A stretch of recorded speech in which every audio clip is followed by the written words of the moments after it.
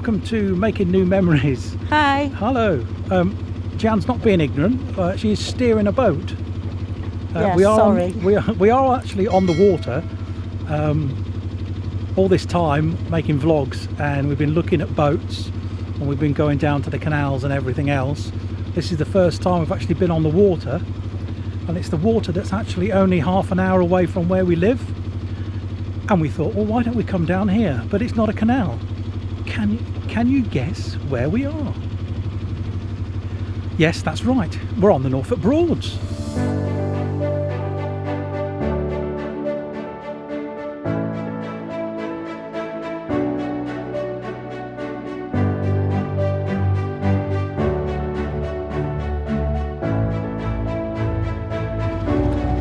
We haven't been on the water for such a long time, and bizarre as it may seem, because we only live half an hour up the road, you'd think we'd be here every weekend and every available moment, but that's not the case. You just don't seem to do it, do you? No, and it's not like taking a day boat on the canal.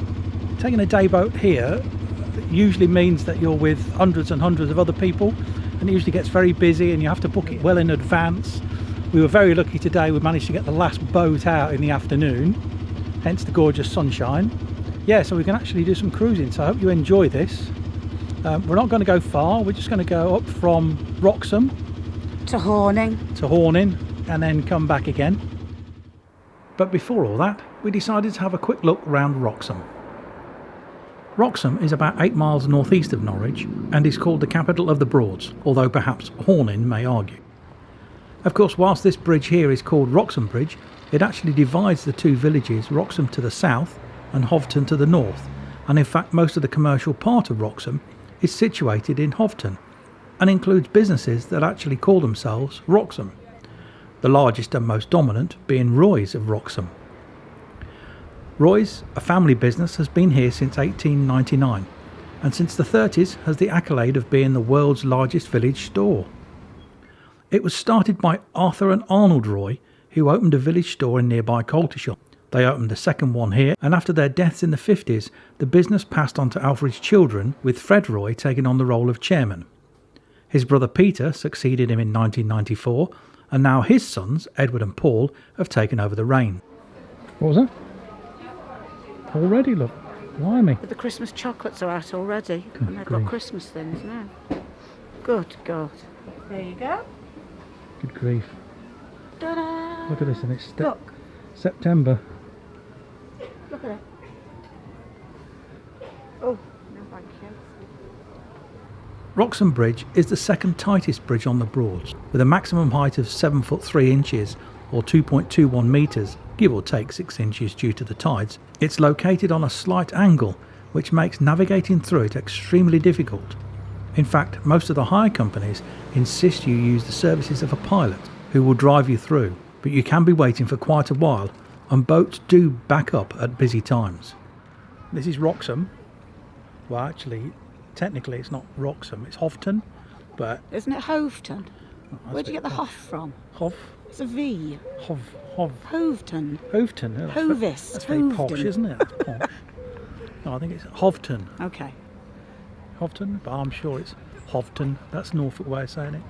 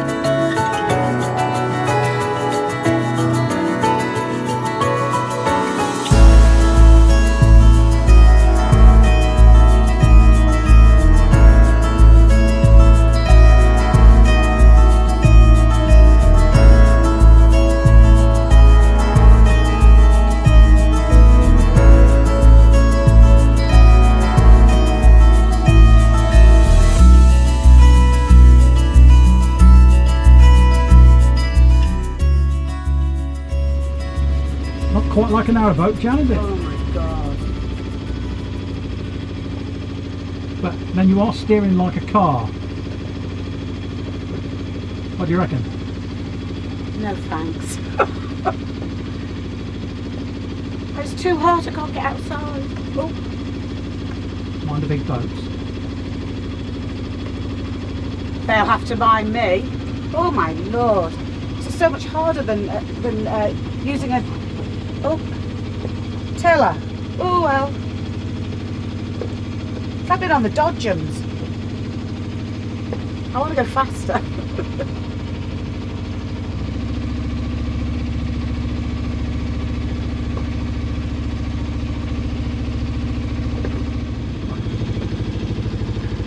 What do you think, Jan? It's nice. You have to be careful of anything without a motor or an engine, so sailing boats, canoes and everything, you have to give way. It's a bit like on the canal really, just give them a bit of extra room. Obviously sailing boats down here are quite commonplace, so they obviously go by the wind, so you have to give them a bit more room. What are they called? They've got a special name, haven't they? Oh, I don't think you'll see a wherry. You mean a wherry? Yeah. The big one now. I don't think you'll see one of them today. There's just nowhere to moor up, is there? No. If you just want to stop and have a picnic or something, there's nowhere. I mean, it's beautiful, don't get me wrong. Yeah. No. He's moored up.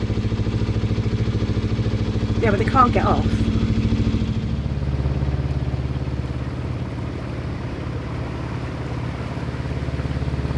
See, no free moorings like you get on the canal. These you have to pay for. Where do you go when you've moored up? There's nowhere to go. You're there. That's it. Yeah. It's great for fishermen.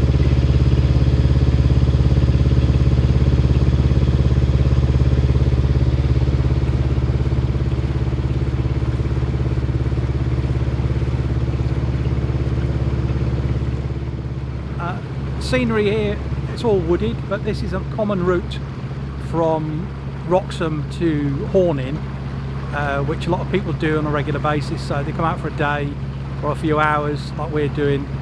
That's exactly the route you do, but there are obviously more broads than just this one that you can go on, and you'll see some different types of scenery. What you won't find along the riverside are pubs, unless you're right in the middle of the village. The pubs tend to be a bit of away from wherever you moor up from, so that can be a bit of a problem when it comes to organising your trips and your nights out, whatever, if you're staying for a few nights, a few days. Only for summer. But only in the summer. We're going in here, I think, Jan. Yeah. Turning right. I think we are, I'm not sure. So yeah, these are little broads off of the main channel, and you can see that they are quite broad. Yeah, lovely day today, just very, very busy. But then it's great because you get to see a lot of different types of boats.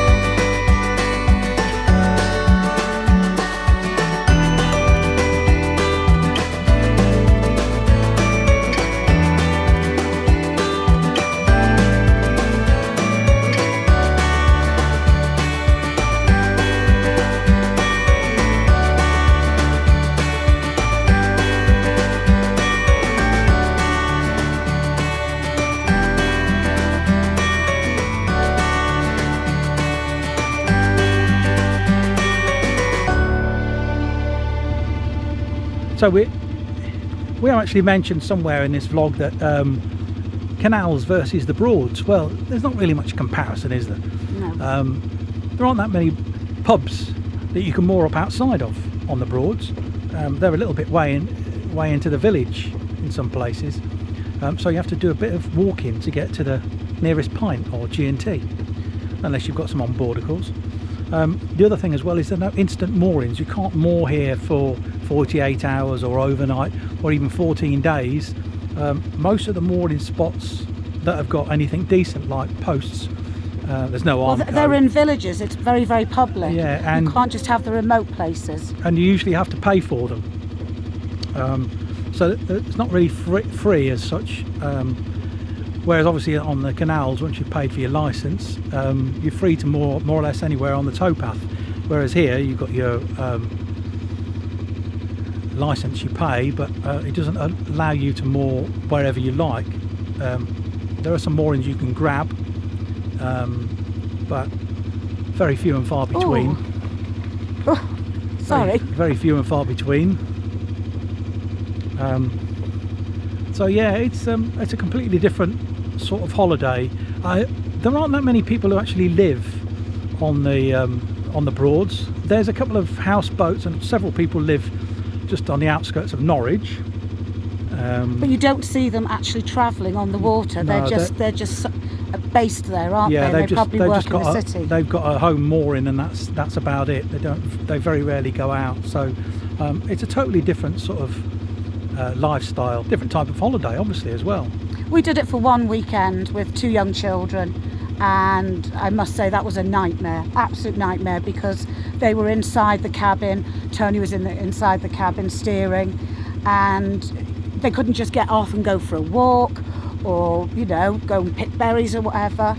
And I think they found it very boring as young children. I think as they got older, maybe they'd appreciate it in their late teens with their friends, but no.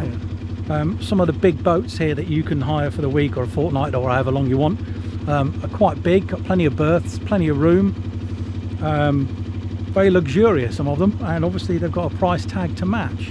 But then again, saying that, a lot of canal holidays are getting quite expensive these days, so there we go. Price is a bit of a comparison to make, but also your choice of routes. Obviously we're going on the most popular one, which is Wroxham to Horning, which you can do in a couple of hours. And obviously if you're on holiday, you could go further, and you could go all the way out to Great Yarmouth if you wanted to, and you can go up to the Northern Broads, which are a bit more secluded with reed beds and things like that. But yeah, it's horses for courses, I think. There's a lot to enjoy. Obviously you know your speed limit is slightly faster here than it is on a canal. You don't need to worry about slowing down past moored boats or anything like that. In fact, trying to get there a bit quicker is usually the way forward, I think. But obviously there are some trip boats that you tend to find coming towards you, and it's generally busy at popular times like the weekends or children's holidays, things like that. A lovely place to come down, a lovely place to explore. Yeah, I agree with that, yeah. Oh, here comes the ice cream van. The ice cream boat, I should say. Ice cream boat, yes. We have the cheese boat on the canal.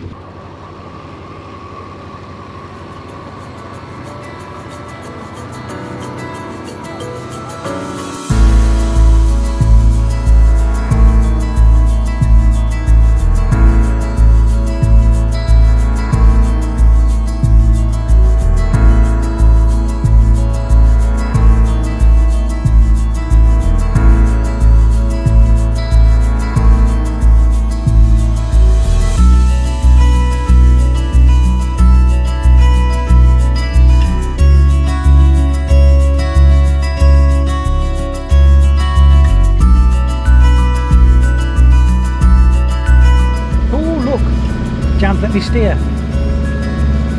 I sneaked in because she said it's a bit hot.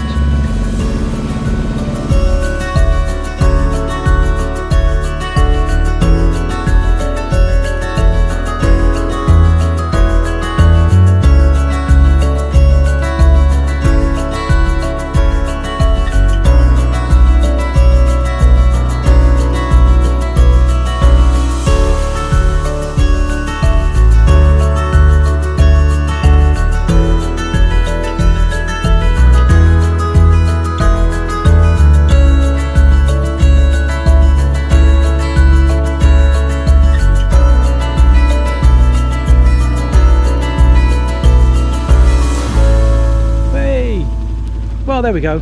A little boating vlog for you on the Broads. Hope you enjoyed it, and we look forward to seeing you again. Definitely. We should give a thanks to all those people who subscribe to the channel. Thank you very much. Thank you. It may not mean a lot to you, but to us it means there are people out there who are actually interested in what we're doing.